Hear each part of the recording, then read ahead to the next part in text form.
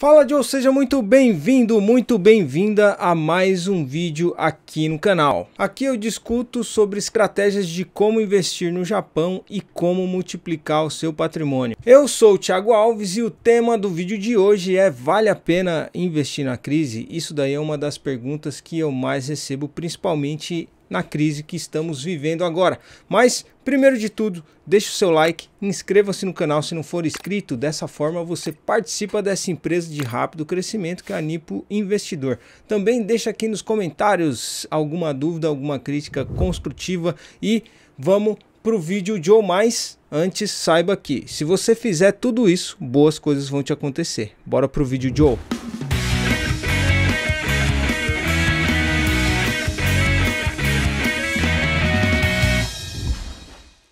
Primeiro, Joe, quando a gente for falar de crise, a gente precisa saber o que é uma crise de fato. E eu anotei aqui, eu tenho uma colinha aqui de algumas coisas que se caracterizam como crise. Primeiro, tempos de dificuldade intensa ou perigo. É outra definição: tempos em que uma decisão importante ou difícil precisa ser tomada. Ponto de virada de uma doença, quando ocorre uma mudança importante indicando recuperação ou morte. Aí nesse caso a gente espera que seja uma boa recuperação, seja recuperação de saúde, recuperação de economia, enfim, tudo isso caracteriza uma crise, certo? E desde que eu me conheço por gente, eu que sou de 89, teve algumas crises que eu vivenciei mais intensamente, mas de forma consciente. Que a primeira, como vocês sabem, se vocês me seguem aqui há um bom tempo, foi a crise de 2008, que eu estava skin in the game. Eu não estava na internet ainda, né? Mas eu tinha ações como Vale e Petrobras. E eu comprei ali em 2007, tinha saído do ensino médio, estava fazendo curso técnico, tive ali o meu primeiro contato com o mercado de ações. Nesse contato com o mercado de ações eu resolvi comprar. Então 2007 estava voando, os preços lá em cima, tudo indo muito bem, o que pode inclusive até caracterizar uma bolha em momentos de euforia, que a gente vai ver um pouquinho aqui mais para frente. Mas enfim, teve uma crise que foi a crise imobiliária de 2008, e essa daí eu passei com a pele em risco, que caracteriza, claro, essa definição: tempos de uma decisão importante ou difícil que precisa ser tomado, tempos de dificuldade intensa ou perigo intenso. E foi muito complicado, porque você sabe, eu perdi dinheiro, não só o meu, mas também o dinheiro lá que eu apliquei dos meus pais. Perdi, cara, mais de 50% do que eles tinham. Só para você se inteirar no assunto, existem tipos de crise, a começar por uma crise aqui que é bem famosa, que é a crise de 29. Antes da gente fazer, por exemplo, comentário da crise de 29, eu gostaria que você imaginasse o seguinte: quando me perguntam, vale a pena investir na crise? Imagina alguém que nasceu em 1900. Então, de 1900 até o dia de hoje, a gente teve duas guerras mundiais, a gente teve diversas recessões, a gente teve aquela crise de 29, que historicamente foi uma das piores que já se teve no planeta Terra. Eu falei de Guerra Fria, outras guerras aí que a gente teve. Então, mesmo com todos esses tipos de percalços, todas essas adversidades que a gente viveu, ou que essa pessoa que nasceu em 1900 viveu, e se ela morreu lá com seus 80 anos, olha o tanto de coisa que ela viveu. E mesmo assim, na média, vamos pegar aí da Dow Jones, o índice Dow Jones, ele ainda fechou positivo, coisa de 5% ao ano. E a gente vai aqui para minha tela daqui a pouquinho para a gente comentar aí dessa crise de 29, para vocês verem o índice Dow Jones, né, que tem dados aí desde 1915. Esses daí foram anos da grande depressão, cara, e foi uma das piores, uma coisa assim que durou cerca de 10 anos com o mercado despencando. Eu vou abrir aqui rapidamente. E aqui, ó, eu separei para vocês o gráfico do índice Dow Jones desde 1915. Você já deve ter escutado por aí que uma árvore, ela nunca cresce em linha reta. Uma ação, ela também nunca sobe em linha reta. Ela tem os seus percalços, né? Ela tem ali as suas dificuldades, seus tempos de recessão e tal. E eu vou colocar aqui um negócio muito da hora que eu acho que é a parte de desenho do Word, bem legal. Eu quero mostrar aqui para vocês é o seguinte, mais ou menos aqui, ó, é onde aconteceu a crise de 29. Até então a gente tinha tido outra queda aqui perto de 1915, porque esse gráfico ele começa, aliás, em 1915. Então aqui a gente tem uma queda, depois uma queda brusca, mas perceba que também teve períodos de euforia, de alta, de otimismo, e depois que teve lá a crise de 29, nada mais é, para você entender, é a quebra da bolsa de Wall Street, né? Tinha uma bolha naquela época. Enquanto no Brasil também acontecia a crise do café, onde se queimava os cafezais e tal. Então foi essas duas coisas que aconteceram no mundo. Veja que o longo prazo ele sempre vence. A gente saiu aqui de 1915 e você vê que mesmo com todas as crises aqui a gente teve um mercado subindo e na média, né, uma coisa assim de 5%. Claro que tem ali os momentos de euforia, certo? Aqui de pico, mas também teve aqueles momentos em que o mercado caiu.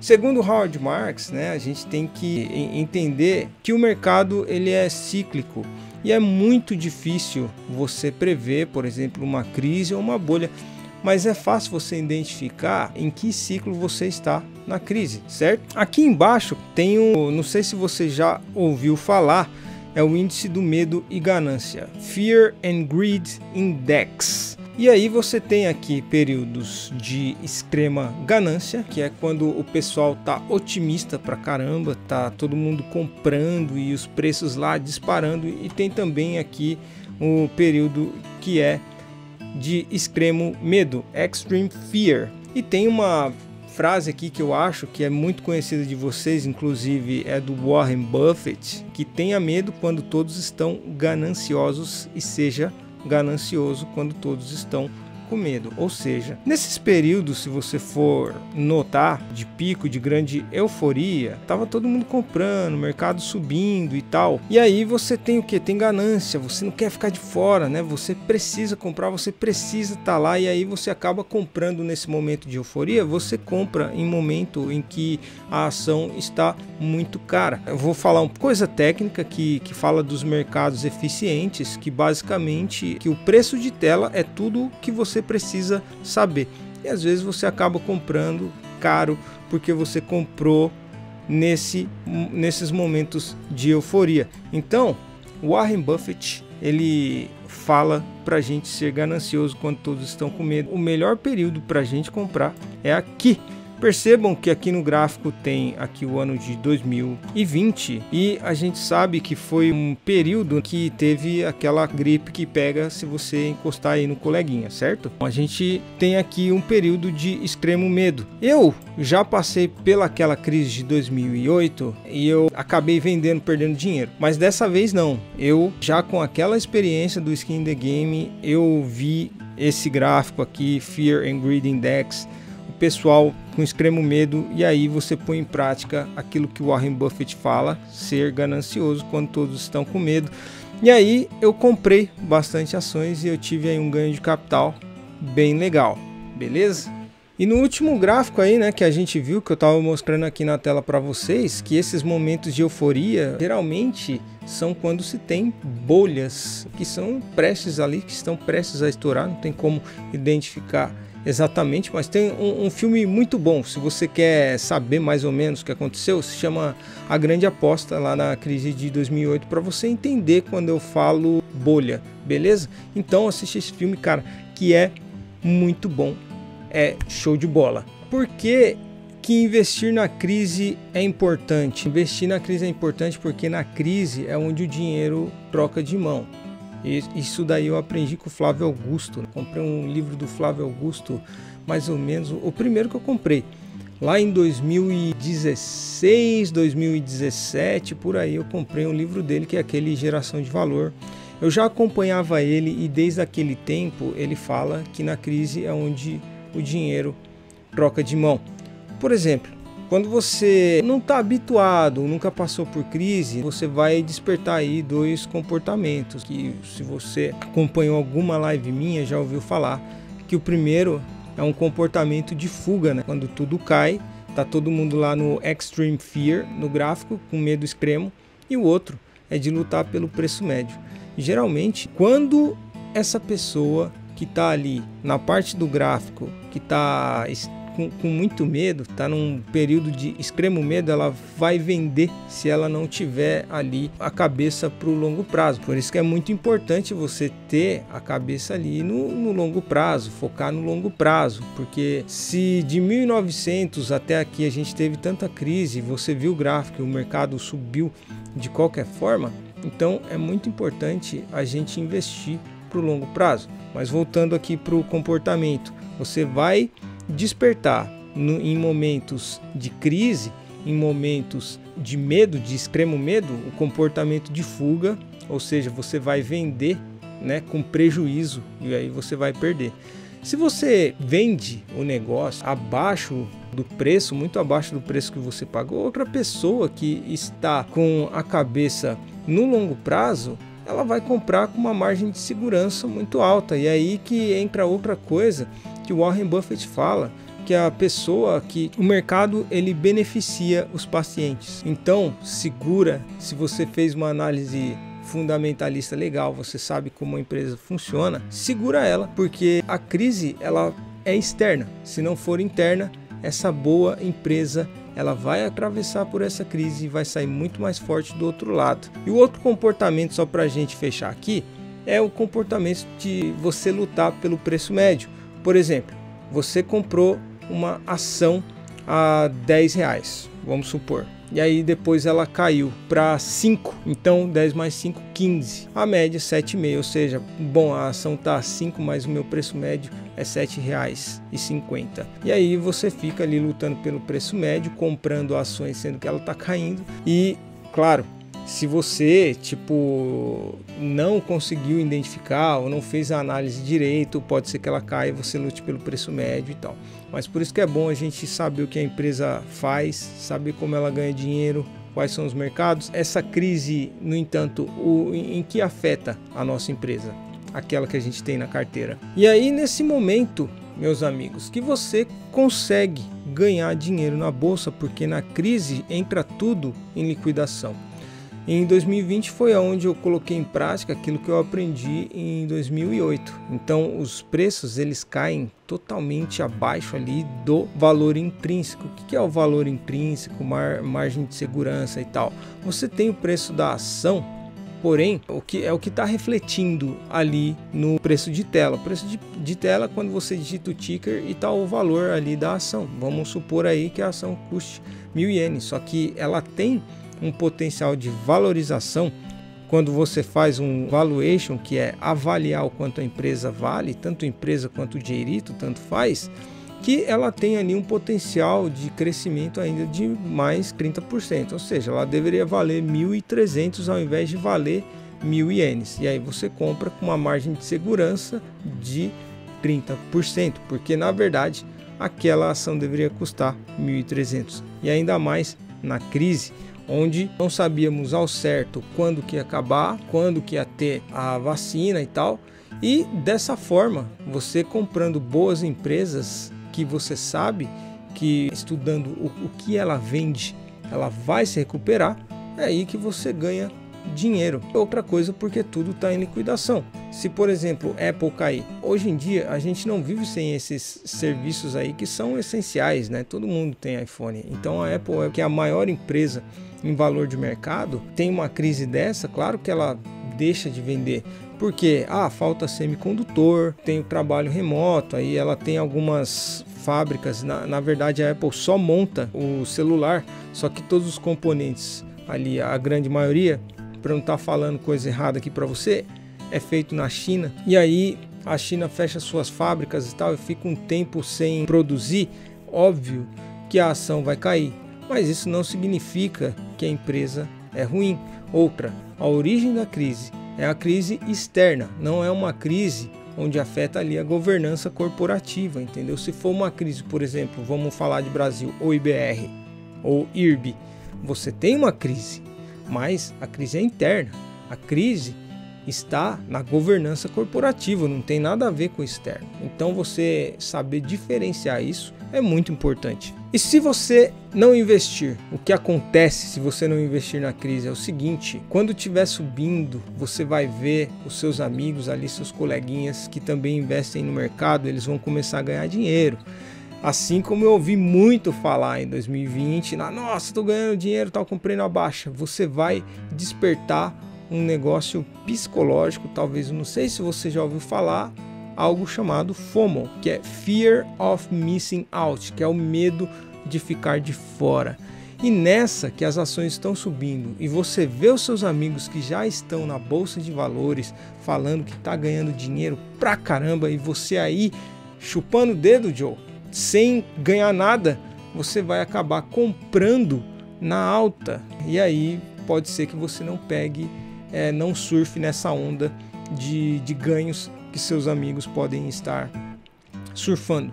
Então você comprar nesse momento de medo e comprar a ação abaixo do valor intrínseco com a margem de segurança causado por uma crise, cara, é um baita de um bom negócio. O ciclo não tem como você identificar exatamente quando ele começa, quando ele termina, mas quando a gente vive, você sabe em que momento pode ser que estejamos. Será que a gente agora está num momento, um ciclo de baixa? Será que agora estamos num ciclo de alta? E o Warren Buffett, ele fala o seguinte, não sei se é o Warren Buffett ou o Howard Marks, acho que é o Howard Marks até. Ele fala o seguinte, que a melhor forma de você identificar o ciclo é por esse gráfico do medo, saber como que as pessoas estão reagindo, como que elas estão se comportando ou se elas estão sentindo muito medo a respeito das coisas que estão acontecendo, beleza? E aí nesse momento é o melhor momento para a gente entrar. Eu fiz isso na prática e funcionou comigo. E onde as pessoas mais erram na hora de aplicar esse conceito aqui que eu estou explicando para vocês? Inclusive eu acabei de falar, elas erram quando o momento de compra é movido pela euforia, quando as pessoas já estão otimistas, quando o mercado já subiu, quando a ação já está cara, quando você vê, por exemplo, um Bitcoin subindo 15% num único dia. É só nesses momentos em que desperta em você o desejo de comprar, a necessidade de comprar, por causa do você tá de fora, né? Tá todo mundo ganhando, eu também quero surfar nessa onda. Só que aí é onde você erra, porque você devia ter comprado quando as pessoas estavam com medo e não comprado quando a ação, nossa, tá bombando, cara, tem um monte de IPO, tal, que um monte de IPO também pode ser termômetro para uma bolha ou para uma crise aí que está por vir, ou quando a gente fala no mercado financeiro um bear market, que é quando todas as ações estão despencando e tal. Bear market porque o urso ataca para baixo, né? E quando a gente fala bull market, que é o touro que ele ataca jogando o cara para cima. Então quando você tem um bull market, que a gente teve um bull market assim, depois lá de março de 2020, assim que começou a recuperar, né, um pouco aí a economia por causa das incertezas da crise lá que a gente passou e está ainda, né? E aí você teve um bull market. E quando as coisas começaram a subir demais, aí é onde você erra, porque aí é que você quer entrar. Você fica com medo porque está caindo, mas é exatamente nessa hora que você precisa entrar, que você tem que entrar se você quiser multiplicar o seu capital. O Howard Marks, de novo, ele fala que a cada 8 anos a gente tem uma grande crise. O Luiz Barsi fala o seguinte, né, que quando o pessoal tá ali no momento de euforia, que nem eu mostrei no gráfico, ele não compra, ele simplesmente fica ali com caixa porque ele acha que tá tudo caro. E ele torce, ele fala assim, isso não é legal, mas eu adoro que tem uma crise porque aí as ações entram em liquidação e eu posso comprar. A gente tem que aprender com esses caras que de fato seguem à risca aquilo que eles falam. E além disso, eles têm resultado. E como que você organiza isso para estar preparado para quando tiver essa crise, para quando tiver o índice do medo tiver alto? Um portfólio ali diversificado. Primeiro, você tendo um portfólio diversificado, quando tiver uma crise, uma queda, você não vai perder tanto, porque você diversificou tanto nas classes de ativos. Quando eu falo, você vai ouvir por aí, classes de ativo, que significa, ações é uma classe de ativo, J-REITO, que são os fundos imobiliários do Japão, é uma classe de ativo, entendeu? Então, diferentes classes de ativos. E dentro das classes de ativos, você também vai diversificar nas ações. Você não vai se expor muito num setor elétrico, por exemplo. Você não vai ter lá, beleza, eu tenho uma classe de ativo que é as ações. Aí dentro das ações, 30% ali do meu portfólio está sendo de elétricas. Então você não está diversificando tão bem, porque você vai ter ali ações que vai estar muito correlacionada. O que é correlacionada? Muito parecidas. Parecidas como? O que você quer dizer? Quando tiver uma crise ou uma baixa aí no mercado, elas vão se comportar de maneira muito parecida, porque elas são muito correlacionadas, ou seja, elas vão cair quase que iguais. Agora, se você se expõe menos, não mais que 10, 15% aí, em um único setor, então você está diversificado, porque o segredo da diversificação e por que a gente faz a diversificação é porque uma crise ela pode ser bom para um setor e ruim para outro, e aí uma parte lá das suas ações pode cair, mas outras pode subir, compensando a perda. E outra coisa também, como aplicar isso, é você tendo uma reserva de oportunidade. Você sabe que eu sigo aqui a ARCA lá do Thiago Nigro, que para mim é um método que tem funcionado muito bem. 25% de fundos imobiliários, ou no nosso caso aqui, J-REITO, que são os REITs do Japão, 25% de ações domésticas, que aí eu estou falando de ações japonesas, 25% de ações do exterior, que você pode colocar também aí mercados emergentes como Brasil e Estados Unidos. Eu gosto de me expor mais aos Estados Unidos e ter uma pequena parcela ali também nos mercados emergentes, no caso o Brasil, e 25% que é essa reserva de oportunidade que eu estou falando para você. Você precisa ter esse caixa para oportunidades. Se possível, claro, aporte, né? E faça o equilíbrio desses 25% aí, beleza? E aí, quando tiver uma crise e você tiver caixa, você vai ter caixa para poder comprar as ações muito barato, cara. Então é assim que você aplica. Não é nada, nenhum bicho de 7 cabeças, não é nada muito complicado aí, como você pode ver. O mais difícil é a gente ter a disciplina para manter isso, para colocar na prática, mas comece com pouco aí, devagarinho, que eu tenho certeza que você vai adquirir essa disciplina com a cabeça pensando no longo prazo. E existe alguma exceção em que investir na crise não é um bom negócio? Aí que entra na nossa definição de crise, que eu vou pegar minha cola aqui de novo, que é tempos de dificuldade intensa ou perigo. Depende de onde esse tempo de dificuldade intensa ou perigo está acontecendo. Se for externo, é uma boa oportunidade de você ver aquelas empresas que são boas ficando baratas para você comprar. Agora, se for algo interno, aí investir na crise não é uma boa. Então vamos voltar lá para OIBR, IRB, inclusive a Cielo, né, que tem as maquininhas de cartões, né?